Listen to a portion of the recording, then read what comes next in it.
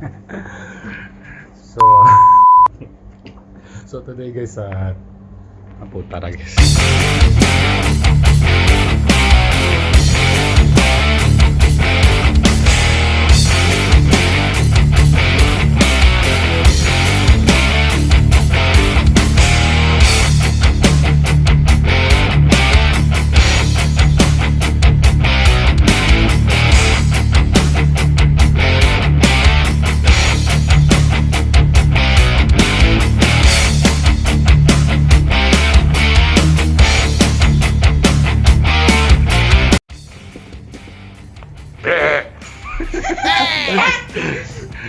Ano to?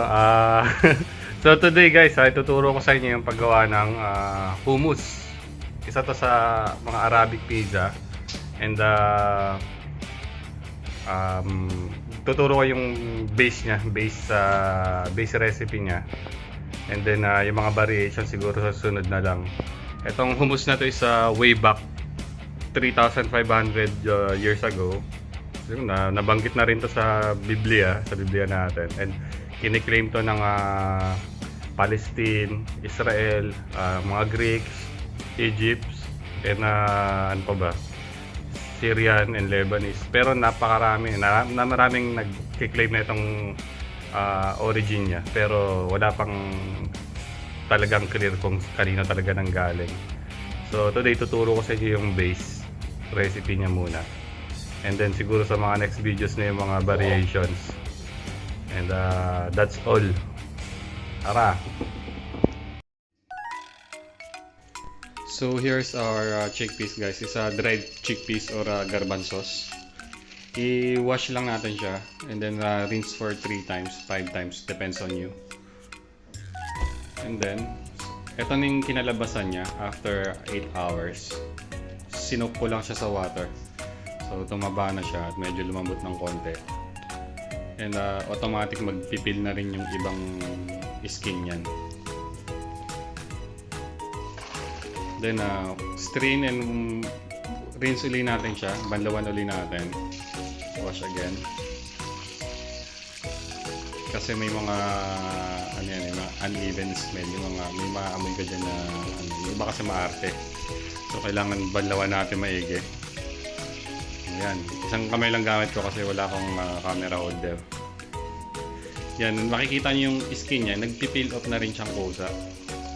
Diba? So tanggalin natin yung skin na yan kasi isa yan sa nagpapagaspang ng hummus natin. And then lagyan natin siya sa pot. Then pakulo lang natin siya sa ano, sa apoy at least 45 to 1.5 hour. Depends on the chickpeas. Kailangan yung mas malambot, mas okay. So ayan, pakulo lang natin siya. Siguro approximately 1 hour for this one. Ayan. So ayan yung napakulo natin, malambot na. Nagpipil up na rin yung skin niya. So yung skin guys, tatanggalin natin hanggat maaari, tanggalin nyo. Kasi yan yung magdagdag ng gaspang sa hummus natin. And it depends pa sa food processor na gagamitin natin pang puree. Kung malakas, mas okay. And there's our cooked chickpeas. Yan yung measuring cup natin. So approximately ito mga 3 cups to. Ito yung processor natin. Yan. Itong processor ko sa tingin ko hindi niya kakayanin yung consistency na gusto ko kasi maliit lang yung blade niya. As much as possible dapat yung malalaking blade talaga yung gamit mo pang hummus kasi mas nagiging fine yung ano, yung hummus. Pero may ibang tao mas prefer nila yung may mga bits but other wants it like pureed. So yan, scoop lang natin yung ano natin, chickpeas, garbanzos, transfer natin dun sa processor natin sa blender natin. Tingin ko hindi kakayanin ng blender ko to. Maliit lang yung blade niya. So ang ratio niya guys is sa 1 cup is 1/3 cup tahini. Okay. Ay, yeah, one third cup tahini.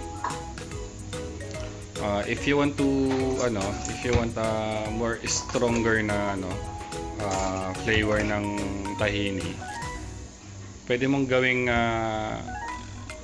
mas matapang. Dagdag ka lang ng tahini, yung 1/4 cup, 1/2 cup, or gawin mong 2:1 ratio. It depends on you. It depends on your taste. Lahat naman tayo magkakaiba ng taste preference. Pero in 1 cup nan, 1/3 or 1/4 usually. Pero yung gagamitin ko dito is like 1/4 tahini per 1 cup. But if you want a more stronger tahini flavor, you can adjust more. You can put more. It depends on you. Ikaw naman kakain yan eh. So yan is approximately mga 3/4 cup. Kasi titingnan ko naman siya mamaya eh. Kung gusto ko naman mag-adjust o mas gusto ko ng stronger tahini or sesame flavor, pwede ako mag-adapt. Mas okay yung kulang kaysa sa sobra. Kasi pag nasobra mo na, panibagong adjust ka na naman ng pagkain mo. Parang sa asin. Pag nasobra na sa alat, adjust ka na ng stock. So we have your cumin, dried cumin, sa 1 teaspoon, and 1 clove of garlic. And sa cumin and garlic, it depends on you. If you want more, you can put more. It depends on you. For me, that's my preference.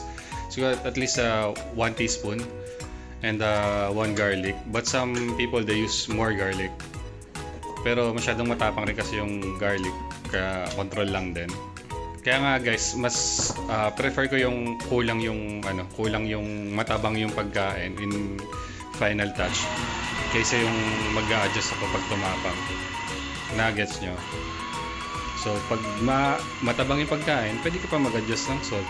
Kung kulang sa spices yung pagkain, pwede ka pa mag-adjust. Pero pag sumobra na ang spices, ang hirap mag-adjust na nun. Talagang mamajikin mo na. It depends on you na.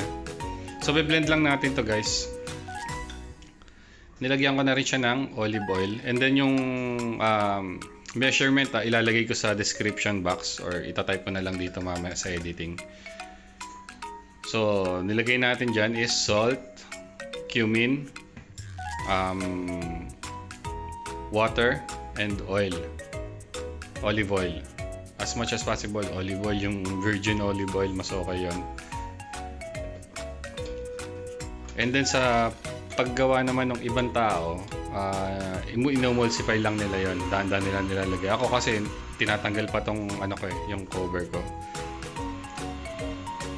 And then cold water, dahan-dahan mo lang siya. Huwag mo siyang ibabagsak ng bigla kasi yun nga, para makita natin yung consistency na gusto natin. So if you want more thicker, less liquid. If you want malabnaw, you can put more liquid. Yun lang naman yung doon, yung tag na ito. Basta yun na yun. Yan, so ito, magdadagdag ako ng ice para more smooth yung mas maganda yung pagka blend ng chickpeas natin. Instead of using cold water, I use ice kasi slowly naman siyang maka-crush while blending. So yan. And then our olive oil. Mix nyo lang yung ilalim. Mahina tong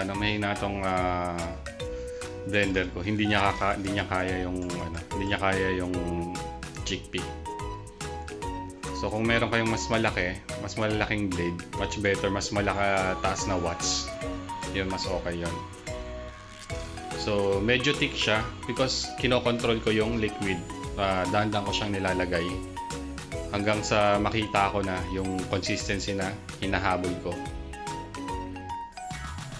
Yan. So blend lang tayo. And then chill.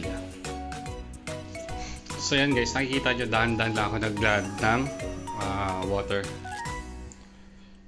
Kasi hinaano ko yung consistency. Gusto ko yung malagkit siya. Yung hindi naman sobrang lagkit na as in na pag binaliktad mo yung plate is hindi siya malalaglag. Mga ganong consistency. So ayan, blend, add, and mix below hanggang makuha natin yung gusto natin. So ito, nakita ko may mga chunks pa siya. And ito nga pala, nakalimutan natin ilagay yung lemon. I forgot to put this one. So ito yung lemon natin.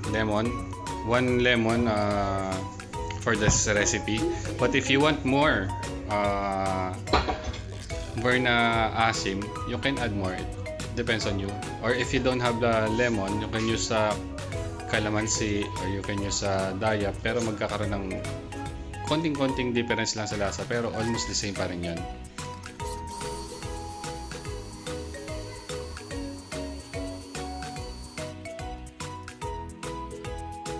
Ayan guys, so nakita niyo naman. Dahan-dahan pa rin tayo nag-add ng water. And then taste ng konti. Ayan, for me, kaya gusto ko pa ng more salt, so dagdag pa tayong salt. May nakita kayong parang ibang kulay dun sa salt, is yun yung tira ng cumin kanina nung nilagay natin.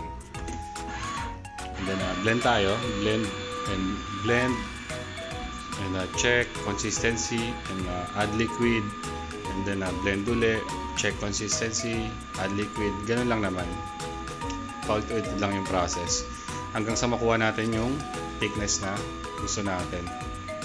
May iba kasi pag ang pangit kasi sa hummus, pag nasobran sa water, iba na yung ano niya. Hindi mo, basta para sa akin, ayoko ng matubig na hummus. So I think this one is fine. Konting blend na lang. And sa tingin ko hindi siya na puree ng pino. Yan. Pero goods na rin to. So may mga onti-onti siyang bits, but still good.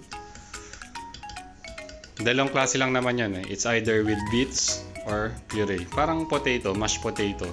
May potato na puree, meron din yung mashed potato na may mga bits. But this one's good. Parang may nangangat-ngat kang mani sa loob. So I have here a pomegranate.